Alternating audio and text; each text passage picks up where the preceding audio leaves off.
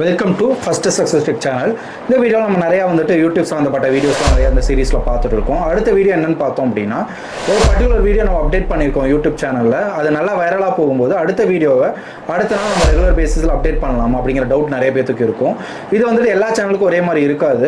சில சேனல்ஸ் பார்த்தோம் அப்படின்னா டெவலப்பான சேனல், அந்த சேனல்லாம் பார்த்தோம் அப்படின்னா எந்த வீடியோ போட்டாலும் அது ஆட்டோமேட்டிக்காக வியூஸ் நல்லாவே போகும். அதோட அழுக்கிறது வந்துட்டு அந்த மாதிரி ஒர்க் அவுட் ஆகுது. பட் நீங்கள் வந்து புது சேனல் வச்சிருக்கீங்க, நல்ல ஒரு டெவலப் ஆகாத சேனல், பட் ரெகுலராக நீங்கள் அப்டேட் பண்ணுறீங்க, பட் சரியாக வந்துட்டு அது வந்துட்டு வியூஸ் போகலை. பட் சடனாக பார்த்தோம் அப்படின்னா ஒரு வீடியோ வந்துட்டு வைரலாக போகுது, நல்லா வியூஸ் வருது அப்படின்னா அடுத்த நாள் நம்ம எப்பயும் போல நம்மளோட வீடியோஸை அப்டேட் பண்ணலாமா அப்படிங்கிற கொஸ்டின் நிறைய பேருக்கு இருக்குது. பட் கன்சிஸ்டன்சி அப்படிங்கிறது நம்ம ஜென்ரலாக வந்துட்டு எல்லா சேனலுக்கும் சொல்கிறது.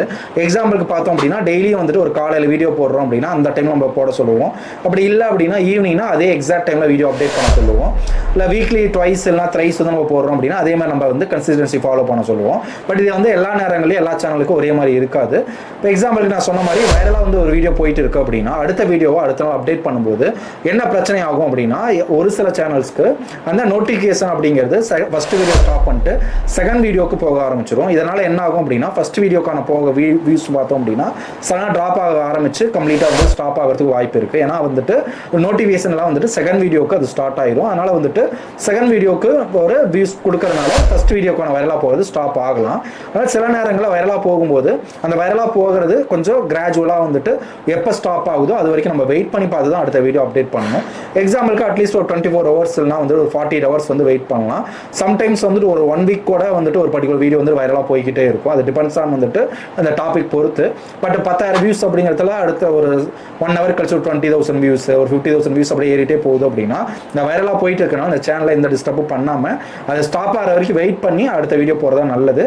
இது எல்லாமே வந்து டெவலப் ஆகாத ஒரு சடனாக வந்துட்டு ஒரு இம்பாக்ட் ஆகக்கூடிய சேனலுக்கு இந்த அல்கரம் வந்துட்டு இந்த மாதிரி ஒர்க் அவுட் ஆகும். என்ன ரீசன் அப்படின்னா ஃபர்ஸ்ட் வைரலாக போகிறதுக்கு நல்ல ஒரு ஃபீட் கொடுத்துட்டு போகும், நோட்டிஃபிகேஷன் நிறைய பேருக்கு கொடுக்கும் இந்த பர்டிகுலர் வீடியோ பற்றி. செகண்ட் வீடியோ போட்டோன்னே நம்மளுக்கு அந்த ஃபீட் பண்ணுறது வந்துட்டு பார்த்தோம் அப்படின்னா அது குறையறதுக்கு வாய்ப்பு இருக்குது. இந்த ஒரு ரீசன்னால நம்ம வைரலாக போகும்போது சில நேரங்களில் வெயிட் பண்ணி தான் வந்துட்டு நம்ம அடுத்த வீடியோவை அப்டேட் பண்ணணும்.